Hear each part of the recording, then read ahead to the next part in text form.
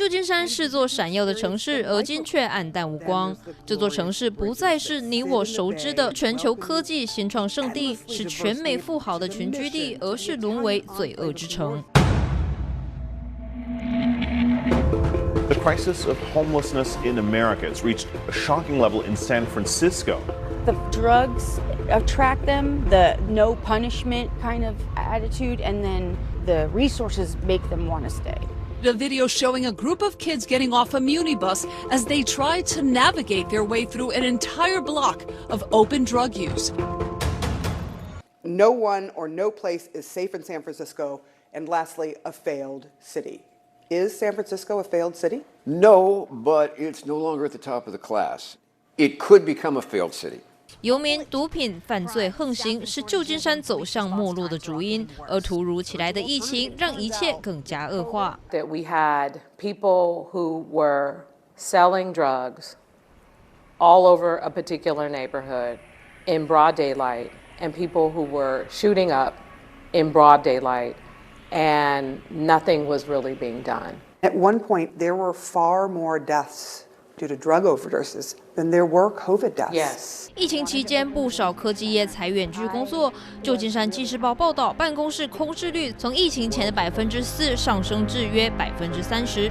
有的闲置空间成了游民的居住地，引来更多人。What you see is a lot of empty storefronts, you see empty offices, and you see tents. Added into this mix, however, is something that we're seeing across the country that is just like an acid corrosive, and that's fentanyl. You put homelessness, mentally ill, and fentanyl together, and it's worse than the third world. 有评论更指出，旧金山的成败皆因科技，虽然带动当地的经济，却导致物价、房价飞涨，民众生活被压得喘不过气。一间套房租金中位数要价$3000，许多人根本负担不起，沦为游民。政府多管齐下，试图解决，包括砸下平均一人1年要6到8万美金的帐篷给游民隔离居住，但情况不见好转。 If the city was just to give you $60,000 and say, "Here's this," what would you do with it? For myself, probably, I would probably go and buy more tents for folks and sleeping bags. But what about your housing? I mean, could you not afford something in the city for that? Here's the thing: is like first, last, and deposit is crazy. 有染毒者的母亲甚至控诉戒毒中心变成吸毒的游乐场。 What did you see when you entered? So I just had this idea of let me just go and get dressed up and look like I'm homeless. I said to them that I wanted to get off drugs and that I needed help. And you know, they laughed at me. And the guy at the door said, "We can help you do drugs, but if you want help getting off drugs, you're gonna have to come back tomorrow." You know, there's music, there's like rap music, there were people dancing. I saw a few people passed out. 事实上，美国其他地方也有相同情况。为何旧金山特别严重？归咎于政府提供的福利太优渥，而且还有这一点。One thing to note: the fentanyl on the streets is the cheapest here in the entire country. Go figure. And the giveaways here are as free needles, free foil, free tents, free food, free assistance. Do you think that the services that San Francisco offers people who are on the streets encourages people to come to this city and stay at this city? Encourages homeless people? Yeah. Yeah. I don't think it's the housing that encourages them to come. I think it's the cheap drugs.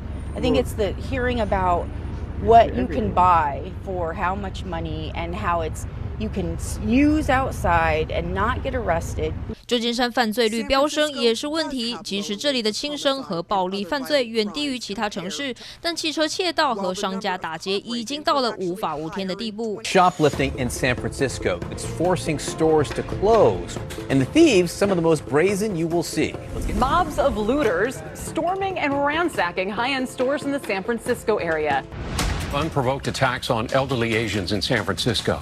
One elderly man was violently pushed to the ground and he died. Why are people feeling empowered that they can do this with impunity?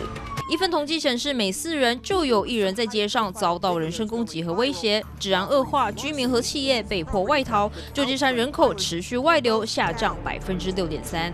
Crime and homelessness has really taken our morale down. My neighbor has been hit on the head with a hammer and had to get 8 stitches. They do graffiti, they defecate on the sidewalk, harass our customers. I had a customer that was sitting in a table with his family. Somebody just grabbed his beer and ran away. It's a little getting harder to run the small business here because of crime issues, homeless issues, and safety issues. Before, it was just normal homeless people who sleep outside. So if I tell them, oh, could you please move, but they will at least understand. But now a lot of people seem to be out of their mind or something, and then some of them can turn really violent when I say something. 游民毒品泛滥难解，归咎于极左派掌权，过度自由放任的政策大放送各种福利，还有公民团体向政府提起诉讼，阻止政府拆除无家可归的营地。现任市长布里德欲大力改革，奈何屡遭极左政客阻挠。